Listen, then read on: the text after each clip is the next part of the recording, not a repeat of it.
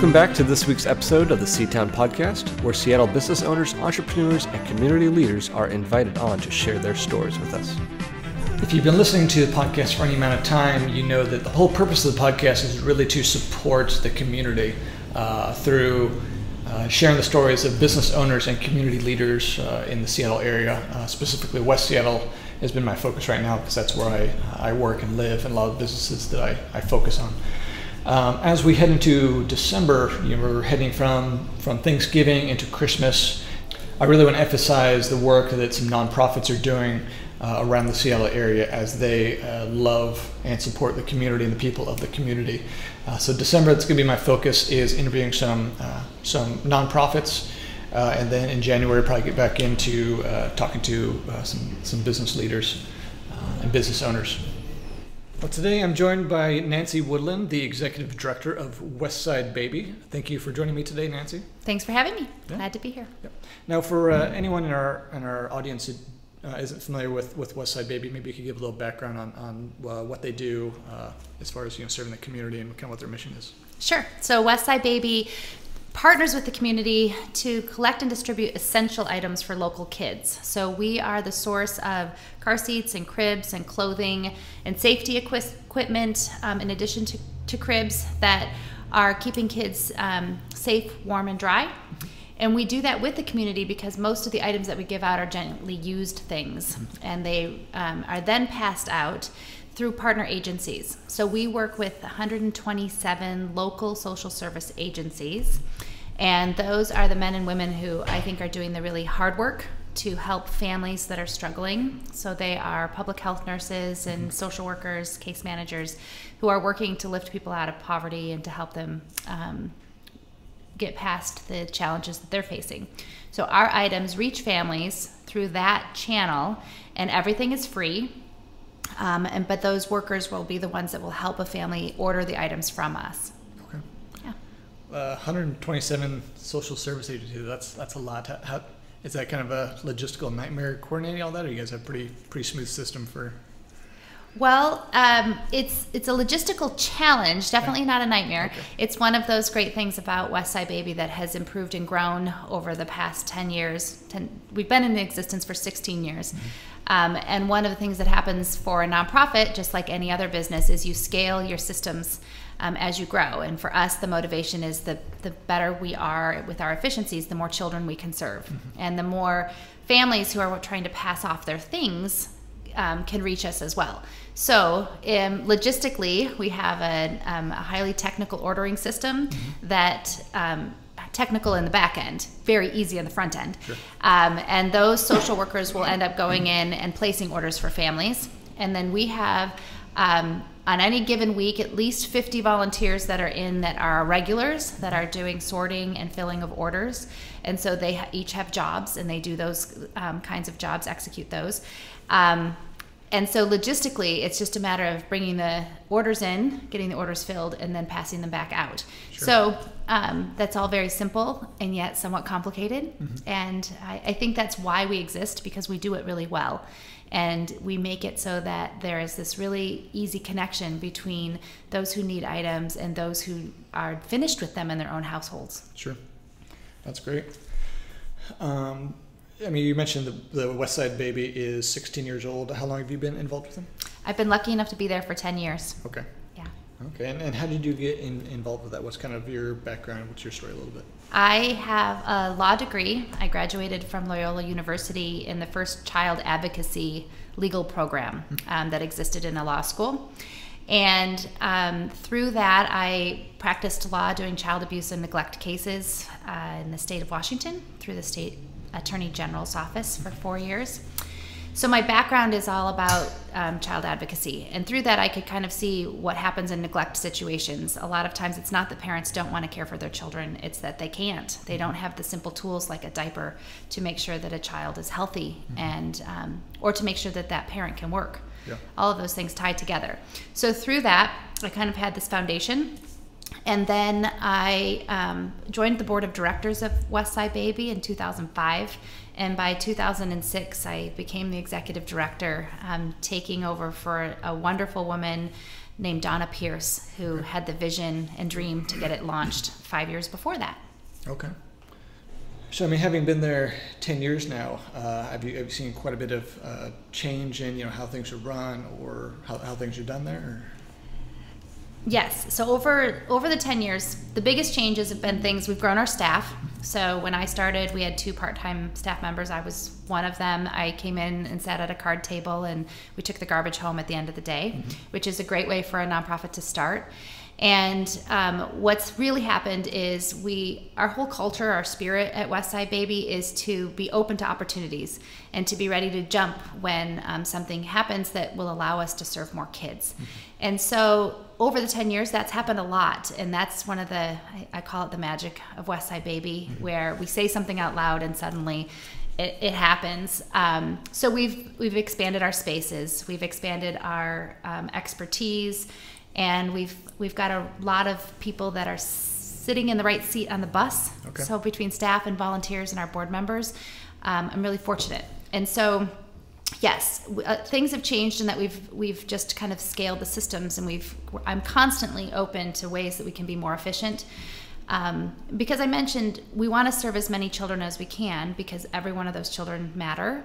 But we also want to make sure that we can take the interest and the excitement of the community and make it beneficial to those donors and those supporters and volunteers as a great experience, as well as making sure that experience leads right into something that actually matters a lot. So all of that has happened, but a lot of it is just that sort of spirit of being open to, what can we do better? Yeah. How are you, I guess, how's the normal flow work, I guess, of, you've got, I assume you probably have, fundraising, you have donors, people volunteering, probably pretty lean, paid staff. How does all that come together? I mean, as far as are the regular rhythms of people serving and then raising money, and how's all that look?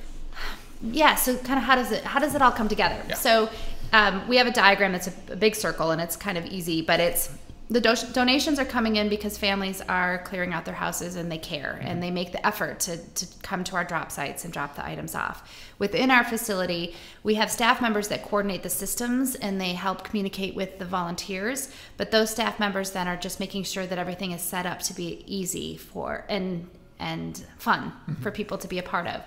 I'm going in a circle with my hand because that's kind of how it works. Sure. The items come in, and we have, within that coming in process, there's various levels of expertise involved in who handles things. So we have a first sort and a second sort and a third sort, and each one of those levels is making sure that the items are in good enough quality and great shape so that they're things that kids should have on and can keep them warm and looking good at school and that kind of thing.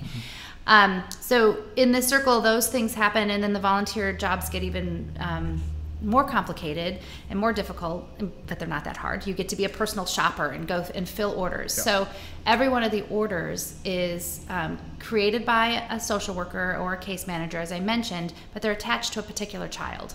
So this morning, I was supervising a group of awesome 7th graders from St. Joseph's School, and they were working in our facility, and someone picked up an order and read off the order as they were learning about how things worked, and it was for a 12-month-old little girl, and that little girl needed a crib mattress, and we didn't have one in the space that we were working in, and we're closed on Fridays in our central branch.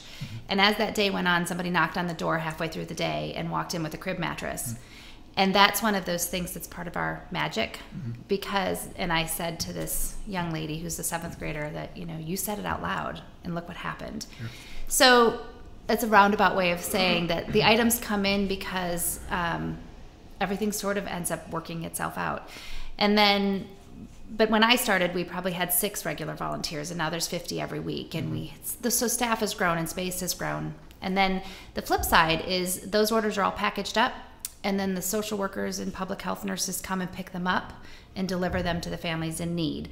So that's a process that's kind of the tail end of how everything ends up reaching the kids in the community. And we will reach at least 500 children every week, and that is because those systems are all scaling. Right. But I think the most important part is the community support, because we don't exist without, if any one of those things falls apart, then it doesn't work. Yeah. And in my 10 years, and I think even since we've launched, they've never fallen apart because the community, it works really well. You asked me about fundraising also. And Westside Baby is entirely based on our fundraising activities.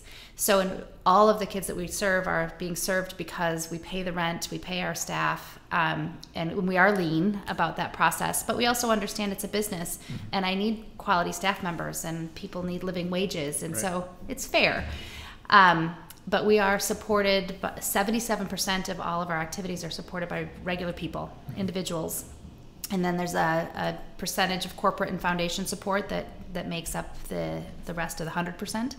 But it's usually a little surprising to people that a nonprofit of our size and our impact is really running based on the goodness and the generosity of just other people in the community that want to help. Used to be part of a group, with our church, that we'd come in, help fill orders and stuff, and it was really awesome not how smoothly it went, but it just was a great community activity to be able to know, you're doing something good. We had our group there, but then there'd be other individuals or other groups that are helping at the same time, and it just made a big impact on me. Like, not only can we volunteer with our time, but also be part of this bigger thing that's reaching a lot of kids in need. It's wonderful. Well, and you mentioned your church group coming in, and that is one of the great things when we can have all different kinds of groups come in. So we can have moms groups that are doing a mom's night out, and we have 7th grade groups from local schools, and any one of those groups can come in and have an experience, I hope, like the one you just described, where you're doing something fun. You're with your own groups of people that sometimes and sometimes you don't know well. So you're doing your own team building, your own fellowship in a space where you're also making something else happen. And so sometimes that makes it nice because it's even less pressure. The kids that I was supervising this morning who were volunteering together, it was hilarious. The girls and the boys were having conversations about, so what do you guys talk about at lunchtime? And what do you talk about at lunchtime? All while they're bundling diapers. Yeah. Because you don't always cross all those lines when you're in the lunchroom at school. And I think that's the same in corporate offices, and it's the same in churches. Yeah, it's often quite fun to listen to the conversations too. Yeah. And are you connected now with Trinity? Yeah. We've been lucky enough that they've just adopted us as a mission partner, which means that they're going to send volunteer groups, and they have been. They'll support us a little bit financially, which is also great because that's where we are able to purchase diapers and also help fill the gaps there. Sure. And then they may end up even being a collection site so that items that are no longer needed in families' homes can come to Westside Baby. So there's opportunities for all of those things. And then what we can provide in those volunteer opportunities are places for small groups or home groups to come, or just anyone. It can just be the night for the church where people are coming in. Our model is so simple that we can adjust it to meet the needs of particular groups. St. John's School that is over in, I think the Wallingford, Green Lake area. Okay. That school is taking, they have some collections within their church, and they've been a part of Westside Baby's legacy for years, a really wonderful part.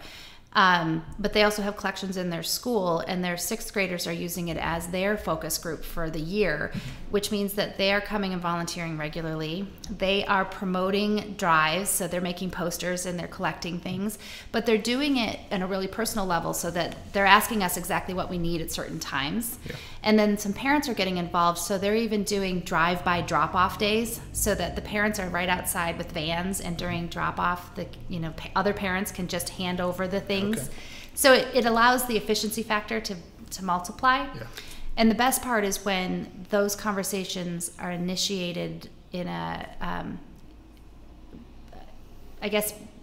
but back and forth, so that we can say, this is what we really need, and then we can listen and say, what do you really need? And I bet we can make that all mesh together. Yeah. Very few people leave Westside Baby and say, wow, that was a wasted day. Right. It doesn't really happen. Yeah, well, that's awesome. That's great to hear there's other organizations and churches and stuff partnering. I guess I just always assumed, living here in West Seattle, that it was kind of most people in West Seattle or Burien, White Center would know about it, but how far out do those partnerships go as far as people coming in to serve or partnering with Westside Baby? Well, within Western King County, the answer is the farther the better. Yeah. So we're serving 35,000 kids in this county, and it's all on the western side, far south into cities like Auburn and Renton, and then just a little bit at the tail or the top end of Seattle. Okay. So in order for us to serve that way, we need the support to stretch exactly that way. And Westside Baby started in West Seattle, and so we're really lucky we have this amazing foundation here, but we need other people to know about what we're doing. Okay. And that's the only way that we're going to be able to continue to scale, and scaling what we're doing is reaching more kids.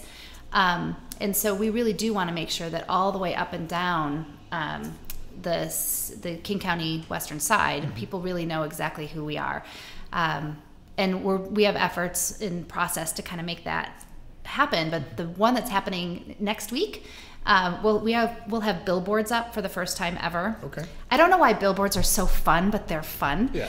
And the only reason that's happening is the new local outdoor advertising company, Lamar, has a great nonprofit program. Okay. All it took was a phone call, and they're treating us just like any other business, and we're going to have really fantastic billboards up in 4 different awesome. places. Yeah. So things like a podcast where I can, the story can go farther are great, and then places where people can see us matter. Sure. And then my obligation is to make sure the drop sites spread across the county as well, so that it's really easy for people to donate items, and that even our online donation button has to work so that it all kind of fits, so that it's easy for people to participate. Okay. Because billboards are so much fun, where can people look out for those? Do you know the specific locations? Yes, there'll be one in Ballard on 15th. There'll be one in Capitol Hill, I think on Madison. There's one in Rainier Beach, Rainier Valley area. I don't remember the road. And then there will be one in West Seattle on Delridge. Okay. What do you love most about what you do at Westside Baby? It's my favorite question. So I landed in this job, my absolute dream job, completely accidentally. Though I wouldn't have described it in college that what I want to do is run a nonprofit. I did know I wanted to help children. And I love the synchronicity of how all the pieces fit together. I love that the volunteers and the staff members are happy. When they're not happy, it's because we can't do enough. So a volunteer who can't fill all the items in an order because we don't have the items to give out. Yeah. That's the moment when someone's unhappy, but that's the kind of unhappy that promotes action, right? So overall, it's a fun place to work. It's a great place to spend your time because you're doing something that matters. And then on a personal level, I really like creating new systems, and I like to learn something new all the time. And the way that we've grown, I went to law school, but I didn't learn how to do accounting and how to set up websites and how to deal with dumpsters and garbage and these things that are even like renovating buildings and things like that. We've moved a few times, and so all of that, they've all been areas of expertise that I've had to know just enough about in order to kind of make it happen. Sure. But it's also a job where I no longer have to do all of it. I can share, because I've got really talented supporters and staff members. But I do get to know enough to seek opportunities, and then to bring in vendors and people that are smarter than me in various ways, and that's also really fun. So kind of listening to what you're saying about the challenges of running a small business, and it wasn't really what you probably thought you were going to do with your life, but it sounds like the challenges, there's a lot of overlap, a lot of similarities just with being an entrepreneur, starting your own business. You start off as one person who has to do everything, and then as you grow and you scale, you can start hiring certain things for people who are maybe more qualified than ourselves to do specific tasks. So I think that's kind of interesting, because I've never worked in the nonprofit world, so I don't really know how that works, but it sounds like there's a lot of similarities. There are a lot of similarities, because we do have to operate it like a business. We really do. We still need technical services and IT, and all of it still needs to work for our systems. If our website doesn't work, nobody who's trying to find things is going to say, oh, right, it costs this much to run that. So we really do have to be responsible business partners for everyone. The entrepreneurial spirit is an interesting one because I'm not a creator. I'm not a starter. Donna was the starter of Westside Baby, and there's a lot of people that I think are gifted in starting things.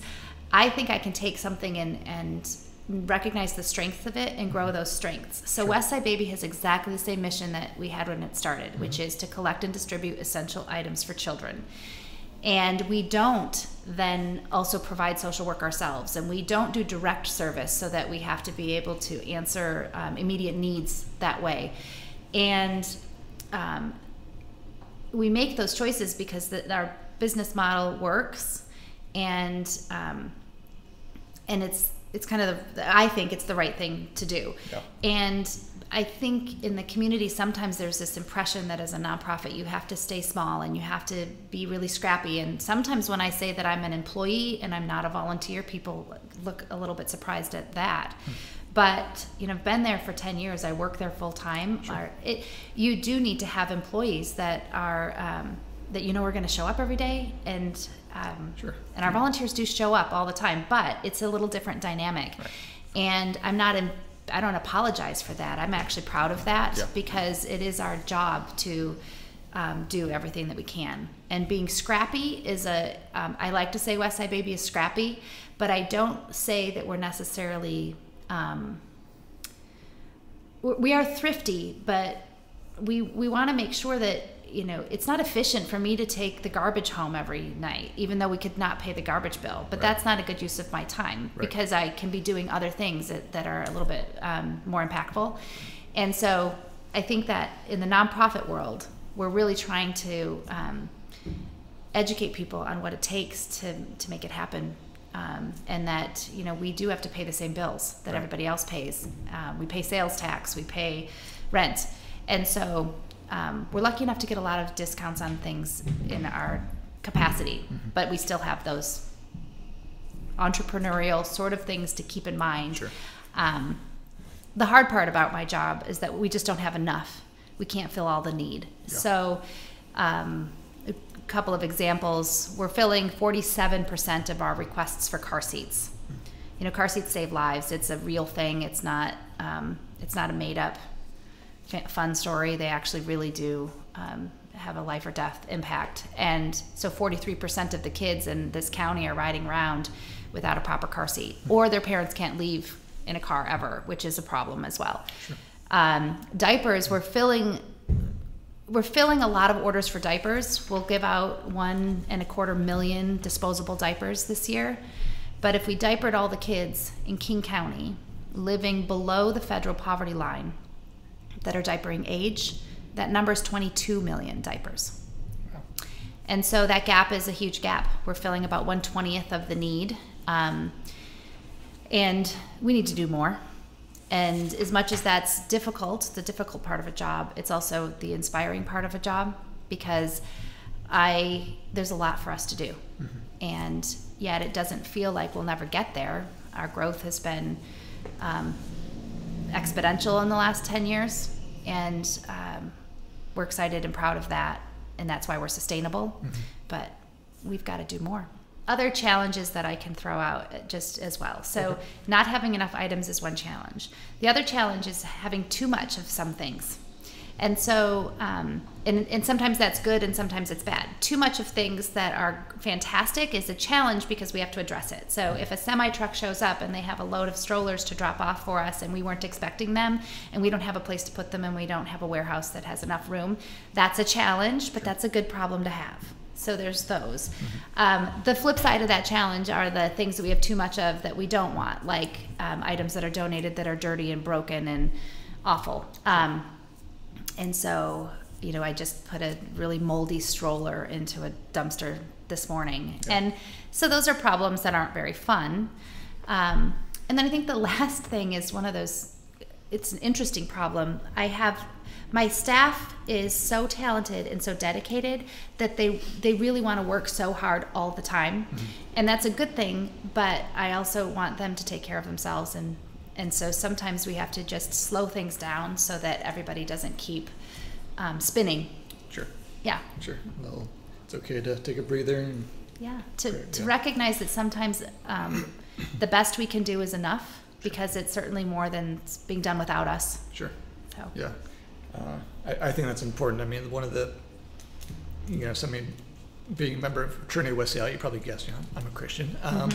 And I remember one of the more impactful things that one of my mentors said, a long time ago, kind of in that, I think it's a similar conversation, like there's always more need than there's available, help. And that kind of brought in perspective of, when Jesus was here on earth, doing what he was doing, he could have helped more people. He could have done more, but he also understood, like, doing what you can that's humanly possible is enough. You don't have to feel bad that you didn't exhaust yourself to the point where you're not effective anymore. You can't help other people. Exactly, and I think that's a great example too. It's also the example of meeting need where it is instead of deciding what the need is.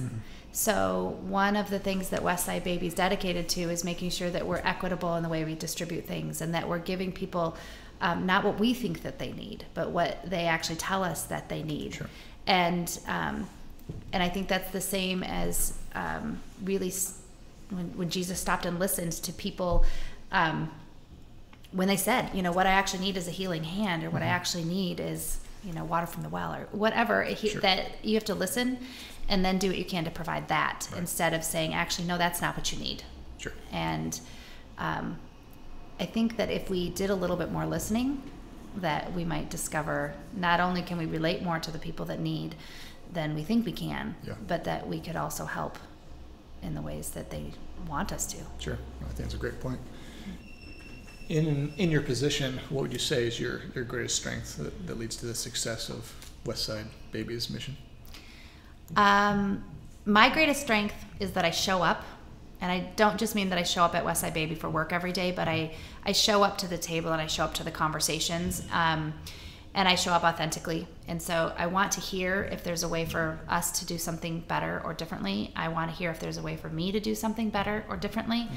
And that is how I've been able to take the instinctual sort of decision-making tools that I have, which is actually where most of mine are. My gut reaction to things usually is what drives things. And then I have other staff members that are the analytical folks with those strengths. But I think that my willingness to leap into something when I don't necessarily have all the information is great for what we've done, because this is an industry or an area that it's really hard to imagine. Like, it never occurred to me that we would have 1.25 million diapers going out our doors when it was about 30,000 when I started. So these are things you can't always plan for. Sure. But we want to say yes. Yeah. I mean, on that topic, I guess what is kind of the trajectory, the goals, I guess, for where you are this year, where you want to be next year? Well, our growth goals are always related to serving more kids. The biggest thing that we want to expand is the awareness throughout the county, because we are serving throughout the county. We'd like to add some branches in other places, north and south. So, and the branches are places where donations can come in, volunteers can show up and do sorting activities and filling of orders, and the items can go back out. So that ends up meeting the donors where they are, the volunteers where they are, and just as importantly, our provider partners where they are, because those men and women are working so hard, and to be able to have them drive the shortest distance and serve their families is really important to us as well. Okay. Now, would that be actual dedicated Westside Baby locations, or? Okay. Right now you just have the White Center location? No, right now we actually have White Center, and then we have a central branch, which is at 23rd and Jackson. Okay. And if anybody who is listening to your podcast has connections to commercial space in the central area, let us know, because we'll be moving from there sometime in the spring. Okay. In order for us to efficiently operate branches, usually we're going to be expected that we'll be moving those every couple of years. Okay. So we set them up to be mobile. This particular space we've had for more than 2 years, and it's in a space that's going to be developed. But we knew that when we moved in, sure, and that's why we could afford it, because they made rent affordable to us. Sure. But we need another space in the central district. Sounds good. Soon. We'll talk offline. I do real estate, so. Good. There you Good. go. What would you say the best advice you've ever received is? I think the best advice is something that I mentioned already, which is to accept that your best is good enough, and then to be open to learning all the time. Where does the majority of, I guess, the either financial or material support come from? Is it tend to be kind of impromptu drop-offs or online donations or events, fundraising events? Well, we do have 2 major fundraisers every year. The biggest one is on March 12th, and that is a benefit tea that we have had for 16 years. And it's a bit unique because there's 600 people in the room for an afternoon tea on a Sunday. Mm-hmm. And there are people in the room that have been coming for all 16 years. Mm-hmm. And so a lot of our financial support will arrive from that event, about a third of our operating budget. And then we have another event in the fall, which is a little bit more casual. It's an evening cocktail party. And the revenue from that is less, and it's a little bit, like I said, more casual. Yeah. But for the most part in the nonprofit world, if you're healthy, most of your fundraising is going to be coming from relationship building and conversations. So for larger scale gifts, it's usually from people that we've talked to mm-hmm. and that have come to see our facility. So anybody that wants to donate financially to Westside Baby should feel welcome to say, hey, I want to walk around. Sure. I love it when that happens because it's the moment when people can really see what we're talking about. Mm-hmm. I mean, you talked about the efficiency of filling orders, and when you walked around, that's 10,000 square feet that are filled, is filled, hopefully, sure. with items going out. And we look at it sometimes and feel like we just can't get it organized, and then everybody else walks in and says, I wish my basement looked like this. Yeah. So the major donations and the best support actually comes from conversations with folks. And but I can assure anybody that gives to Westside Baby that every dollar is spent really well. There's no fluff. Yeah. If you could recommend just one book to our listeners, what would it be? My favorite book right now is The Gifts of Imperfection, a Brené Brown book. Okay. What's that about? It's the Brené Brown talks about vulnerability a lot, but The Gifts of Imperfection is really focused on the reminder that you should focus on what you're good at mm-hmm. and don't worry so much about making everything perfect.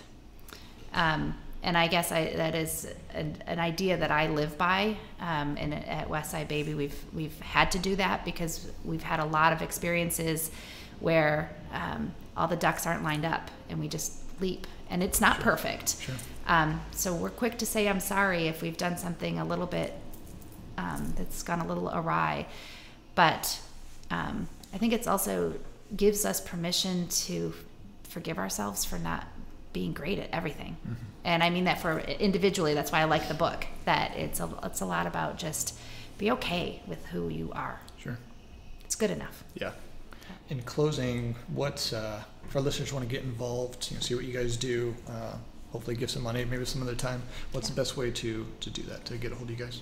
So our website is westsidebaby.org, and on there you can find information on what we do. You can find our most needed items list, which are the material items to donate, and the Donate Now button is there for financial gifts. During the month of December through Christmas Day, all gifts of $250 or more are going to be matched by a donor. Nice. So gifts will double. And this is the first year we've ever been able to do that. We're pretty awesome. Grateful to that donor for that. And then there's a volunteer section as well. And so our volunteer manager will hook people up with opportunities. They do fill up, and I'm excited that they fill up. Sure. We've got groups coming in all the time right now. And so all of those things are there. Mm-hmm. The last opportunity that you'll find on the website is also related to doing donation drives for us. So it's taking what, kind of what's in your own household, but you multiply it by letting your friends know. And I just unloaded an entire cart full from a drive that happened this morning, and it was thousands of diapers and That's awesome. all kinds of great things. So, Sure. and those are pretty easy. They shouldn't cost a person a lot of money to, Sure. to do. You just Right, you're gonna do it anyway. right. You're having a holiday party. Ask people to bring a package of diapers, Yeah. and they'll all walk in and say, "Wow, I didn't realize how expensive diapers were." Yeah, It's true. yeah. They not are. cheap, That's yeah. why we need the help. Yep. I guess kind of on that note, is there some specific like chronically short items that you guys can always use? Yes, we always need car seats. We always need portable cribs. And then we almost always, actually, we always need clothing for children, for boys particularly, that are sizes 5 to 12. Okay. So Westside Baby serves kids birth all the way up through age 12. And so the larger size boy clothes are often in short supply. I think boys are hard on their clothes. They are. I've got a son. Yes, Yeah. there you go. And then clothing items overall, new underwear, new socks, and pajamas Okay. are also often missing. Okay, great. Well, thanks for coming in, Nancy. It's been great hearing a little more about you and about the story of Westside Baby. thanks. It kind of gets me re-motivated to get re-involved with you guys. So, Oh, good. Yeah. I'm glad. Welcome. We'll be Yeah. glad to have you back. all right, sounds good. Thanks. Thanks. That wraps up this episode. Don't forget to subscribe to the Seatown Podcast on iTunes, as well as take a moment to rate and review my podcast and share it with your friends. If you want to hear more episodes or find out more about the podcast, you can go to the website at seatownpodcast.com. That's SEA-townpodcast.com. I would also love to hear from you, the listener, with any suggestions or feedback you have for me or recommendations for guests to invite on the show. You can email me directly at christianharris@seatown.com. You can also find out more about me and other projects I'm working on by visiting seatown.com, SEA-town.com. Thanks for listening.